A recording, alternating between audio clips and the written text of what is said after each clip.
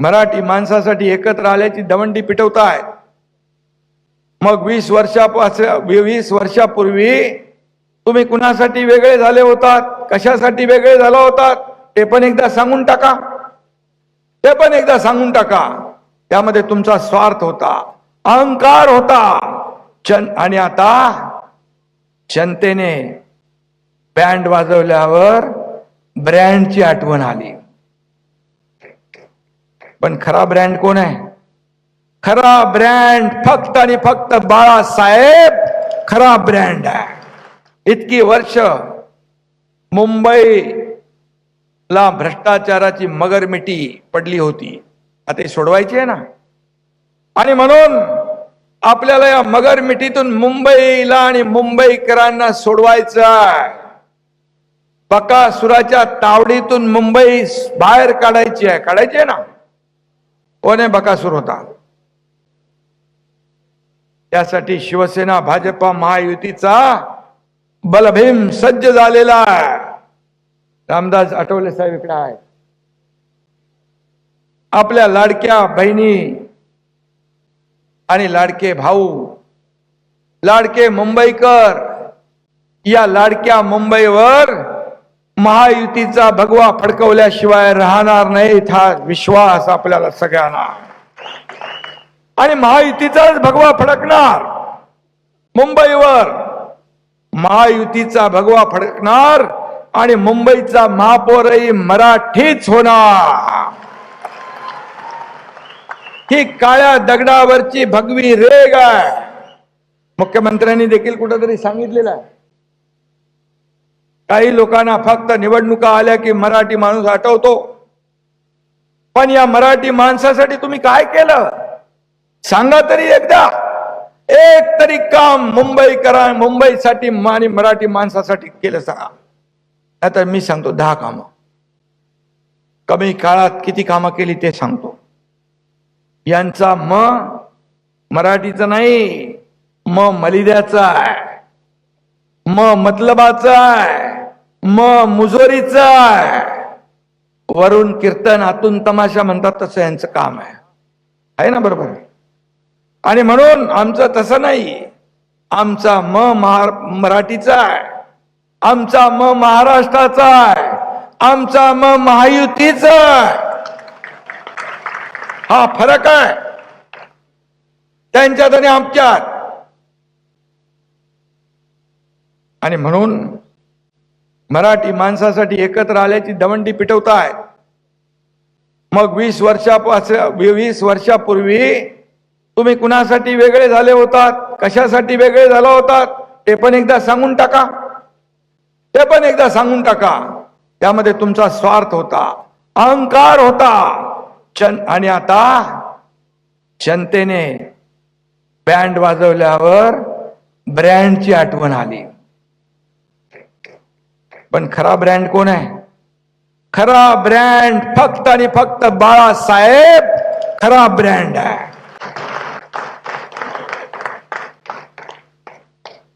आणि सामान्य महायुतीचा कार्यकर्ता हा ब्रँड आहे आपला, तोच या निवडणुका जिंकून देणार आहे।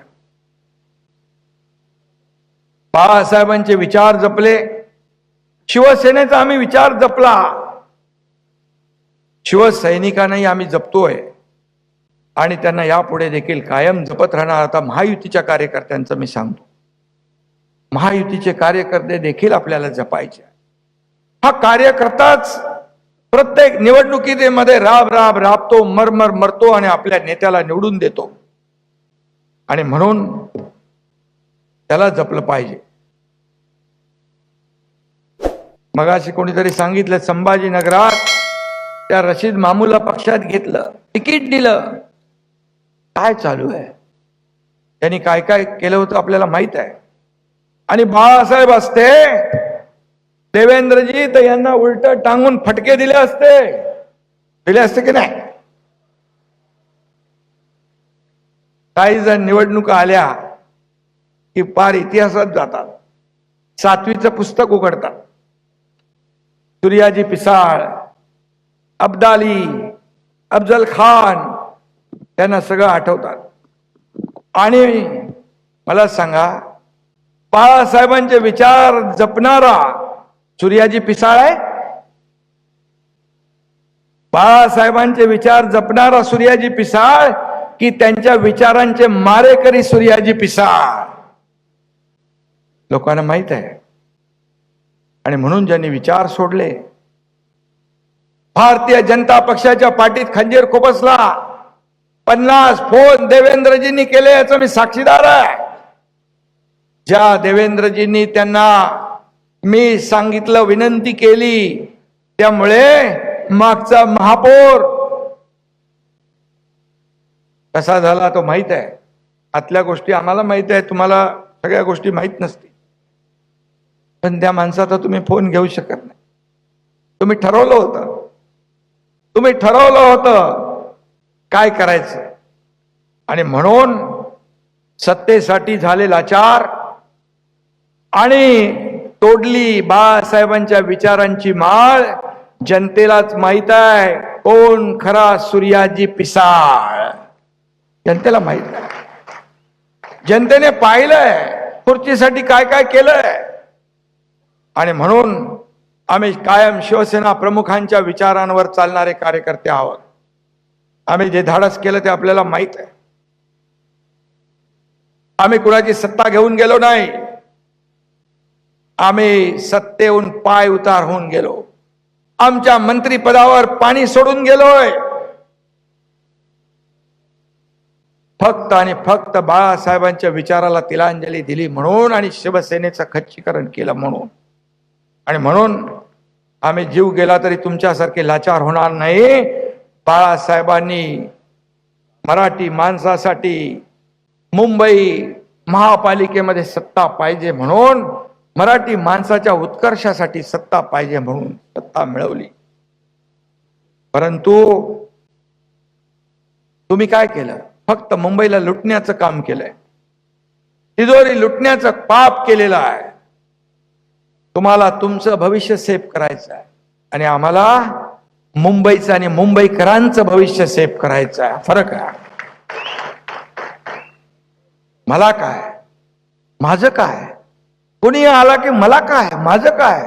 अरे यापेक्षा या मुंबईला काय देणार, या महाराष्ट्राला काय देणार ते बघा. ते आम्ही इथं बसून बघतोय.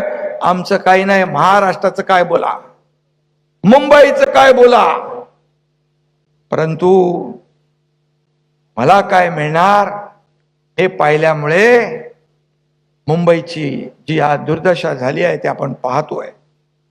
मराठी अस्मिता विकली, मराठी बाणा विकला, मुंबई विकली, शिवसेनेचं धनुष्यबाण घाण टाकलं, वाघाचं मांजर झालं. ज्या काँग्रेसने बाळासाहेबांचा धनुष्यबाणाचा अधिकार काढून घेतला, मतदानाचा अधिकार काढून घेतला, त्यांच्या मांडीवर जाऊन बसण्याचं पाप तुम्ही केलेलं आहे. हे पाप तुम्हाला करक केले आहे. आणि त्यांनी देखील मला वाटतं आता ते पण वेगळे, त्यांनी लात मारलेली आहे. आपली लढाई सुरक्षित मुंबई, स्वच्छ मुंबईसाठी आहे. आपली लढाई भ्रष्टाचार मुक्त मुंबईसाठी आहे. आपली लढाई प्रदूषण मुक्त मुंबईसाठी आहे. आपली लढाई ड्रग फ्री मुंबईसाठी आहे. आपली लढाई मुंबईतल्या भ्रष्टाचाराच्या विरोधासाठी आहे. आपली लढाई मुंबईकरांचं आयुष्य सुखी, समाधानी आणि आनंदी करण्यासाठी आहे. मुंबईतल्या मराठी माणसासाठी मी जेव्हा मुख्यमंत्री झालो, देवेंद्र जेव्हा मुख्यमंत्री होते, तेव्हा त्यांनी या मुंबईसाठी आणि या महाराष्ट्रासाठी अनेक योजना केल्या. मी मुख्यमंत्री झाल्यानंतर देखील आम्ही दोघांनी मिळून या ठिकाणी मुंबईसाठी जे निर्णय घेतले ते आपल्याला माहित आहे. आणि म्हणून मराठी भाषा असेल, अभिजात भाषेचा दर्जा मिळवून देण्याचं पुण्य देखील आम्हाला मिळालं. मी आदरणीय प्रधानमंत्री नरेंद्र मोदीजींचं अभिनंदन करतो की त्याने तात्काळ त्याला होकार दिला आणि देवेंद्रजींनी त्याचा पाठपुरावा केला आणि मराठी भाषेला अभिजात भाषेचा दर्जा मिळवून दिला. तुम्ही काय केलं? फक्त मराठी मराठी मराठी. त्यांचा मराठी भाषेचा पुळका खोटा आहे. हे पुतना मावशीचं प्रेम आहे. त्यांना पुळका फक्त महापालिकेच्या तिजोरीचा आहे. महापालिकेच्या तिजोरीचा आहे. राक्षसाचा जीव जसा पोपटात असतो माहित तसा यांचा जीव कुठं आहे? मुंबई महापालिकेच्या तिजोरीत आहे. हे आता लपून राहिलेलं नाही. आणि म्हणून मुंबई सोन्याचं अंड देणारी कोंबडी म्हणून त्यांनी पाहिलं. अंडी खाऊन झाली तरी पोट भरलं नाही, आता अंडी कापायला निघाले, कोंबडी कापायला निघाले. पण दर वेळेला निवडणूक आली की महाराष्ट्रापासून मुंबई तोडण्याचा डाव सुरू झाला, असे सुरू होतं त्यांची पोपटपंची. असं फेक नरेटिव्ह पसरवून मुंबई खतरे में आहे, मुंबई खतरे में आहे. पण मुंबई खतरे में कधीच नव्हती. आणि यांचं राजकारण मात्र खतरे में आलेलं आहे. बरोबर आहे ना? आणि म्हणून 2012 साली देखील हीच भीती दाखवून निवडणुका जिंकल्या. 2017लाही त्याच केलं. आता निवडणुकीत पुन्हा तीच आवई उठवली आहे. तीच घिसीपिटी रेकॉर्ड सुरू आहे. कॅसेट त्यांचा स्क्रिप्ट रायटर पण तोच आहे, बदलत नाही. एकदा देवेंद्रजी बोलले होते बदला म्हणून. पण यांच्या संधी साधू स्वार्थी राजकारणाला आता मराठी माणूस भुलणार नाही. मुंबई मराठी माणसाची होती, मराठी माणसाचीच आहे आणि सदैव मराठी माणसाचीच राहील.